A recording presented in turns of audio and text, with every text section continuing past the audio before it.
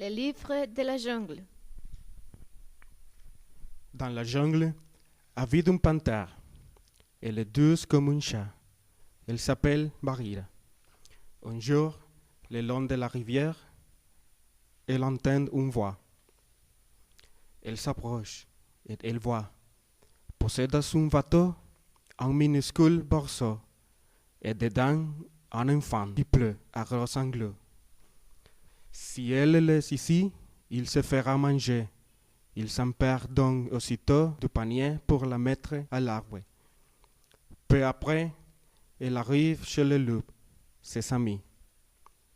Elle appelle Mamloup, qui sort de sa caverne, suivi de ses petites.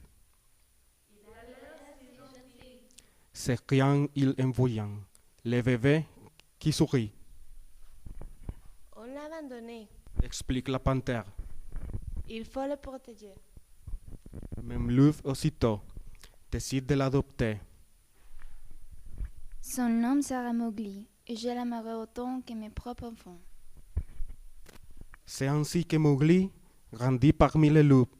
Mais un jour Bagheera vient le voir et déclare: Tu dois partir d'ici. Shere Khan est retour. Shere Khan, c'est le terrain mangeur d'hommes. Les loups font sur le champ une grande réunion et concluent tristement: Bagheera a raison. Mowgli doit retourner là-bas où il est né. Mais Mowgli veut rester avec ses frères les loups et avec sa maman, Je ne suis pas ta maman. explique Mamloup en retenant ses larmes. Ton place chez les hommes, à l'abri des Shere Khan.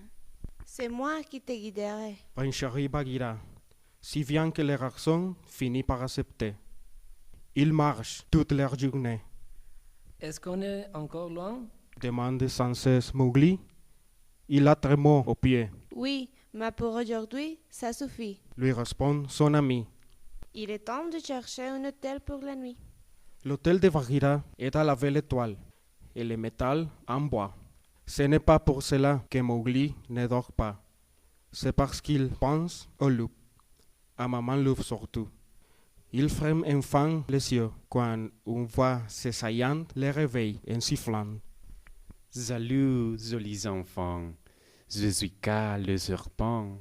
Mais qui s'éveille à cet instant, qui tend l'oreille et qui vont dire: Bagheera, d'un direct du droit, et l'assomme le serpent avant qu'il aille le temps de tuer le pauvre enfant.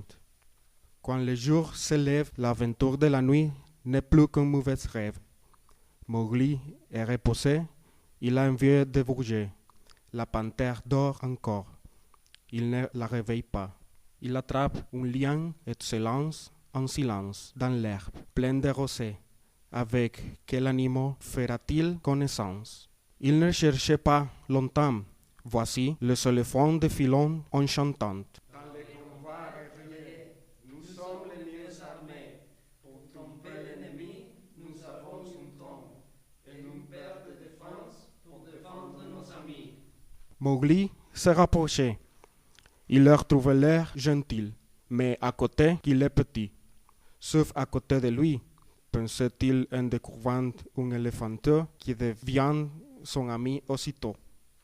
Pendant ce temps, le général fait manœuvrer ses troupes en criant tant qu'il peut.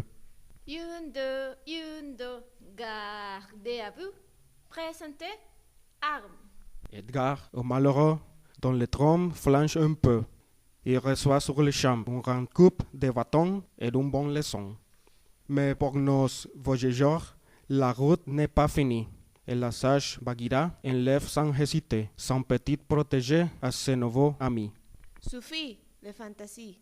La forêt est remplie d'animaux redoutables que tu dois éviter comme s'ils étaient le diable. Or après, quelque part, les coquins rêvent déjà de nouvelles aventures, tout de tellement entendant dans la nature. Les cris des oiseaux, les tincelements de l'eau, les arbres qui riment bientôt. Il ne hésitait plus et le voilà parti loin de sa vieille amie. Il ne le regrette pas, car soudain, qui voilà, son grand copain Baloo. Ce voyou de Mowgli saute à califourchon sur l'énorme bidon de son gros compagnon. C'est bien plus pratique pour la conversation, Sais-tu que je suis au régime? dit l'ours malicieusement. Au régime? Toi si gourmand. Au régime de bananes, pardi. Quand ils ont bien mangé, ils jouaient à s'affrager en faisant les grimaces. Mais au lieu d'avoir peur, ils rient de tout leur corps. Ensuite, ils vont à lit, Au lit de la rivière. dit Valou à Mowgli, qui a l'air d'apprécier le métal pneumatique de son ventre gonflé. Il ferait mieux d'ouvrir les yeux. Car soudain, 4 singes surgirent au-dessous d'eux, l'attrapant par les pieds et l'apportant à le roi. Un petit homme chez moi. S'écrie-t-il avec joie, Dis-moi, cher enfant, comment font tes parents pour allumer le feu? Lâchez-moi criait Mowgli, et je vous le dirai. mais sitôt sur ses pieds, il avoue. Je n'en sais rien du tout. Le roi furieux roulait à toute tête. Or les singes, un peu bêtes croyant qu'il a donné le signal de la fête, se mettent tout à danser. Le roi danse avec eux, Mowgli au milieu. Et voilà, les vautours qu'ils se mettent à leur tour. Mais vient aussi quelqu'un dont on sait passerait bien. À force de chercher, Mowgli partout, le tigre, mangeur d'homme, a retrouvé sa trace. À nous deux. Parlait-il en prenant de son élan. Et à l'instant précis où la tonnerre rougit, il s'en va sur Mowgli, en même temps que le priait. Mais Valou n'est pas loin. Surgissant dans ses dos, il lui attrape la queue et tire de son mieux. Mowgli file aussitôt pour grimper dans un arbre où il veut se cacher. Manqué de chance, c'est raté.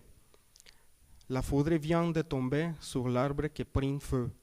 Mowgli criait au secours et le gentil. Vautour arrivant aussitôt. Il répond aux poignettes, il vole, il le sauve. Mais quand il atterrit, chacun n'est pas part, il ne cesse de rougir, de courir, de bondir sur le pauvre Balou, qui commence à faiblir. Mowgli a une idée. Les tigres ont peur de feu. S'armant d'une branche en flamme, il se roule sur la feu, qui ouvre de grands yeux, rougit à fendre l'homme, et finalement se sauve. On l'a eu. Criait Mowgli. Ça y est, il est enfui. Il ne reviendra plus. Nos ennuis sont finis. Valou ne répond pas. Mowgli se roule sur lui et le secoue très fort. Il ne bouge toujours pas. Peut-être qu'il est mort. Les garçons fondent en larmes. Mais Valou ouvre un œil et s'exclame. Je me suis évanoui. Pas de quoi en faire un drame. Et il se met debout. Mowgli lui saute au cul en riant, comme un fou. C'est à ce moment-là que revient Bagheera. Elle est tellement contente que Mowgli soit en vie, qu'elle ne lui reproche pas que s'être enfui. Et lorsque vient la nuit, c'est elle qui veille sur lui. Mais le lendemain matin, c'est le ours qui le réveille. Les voilà repartis. Ils marchent jusqu'au soir, jusqu'à ce que Mowgli demande à ses amis. Qu'est-ce que je vois là-bas? Il ne répond rien, préférant le laisser deviner pour lui-même qu'ils sont enfin atteints le village, qu'ils cherchent, ils s'approchent, et qui voient-ils, au bord de la rivière, une jeune fille chante en puissant de l'eau claire. Puis-je porter votre cruche? Interroge les garçons. Le jeune fille répond oui, sans faire de façon. Et Bagheera se dit, en le voyant gagner le village avec elle. Il a enfin compris que sa vraie place était ici. Cependant, tout au tard, Explique-t-elle à Valou. il viendra nous voir car il nous aime beaucoup. Sur ces mots, ils repartent bras dessous, bras dessous.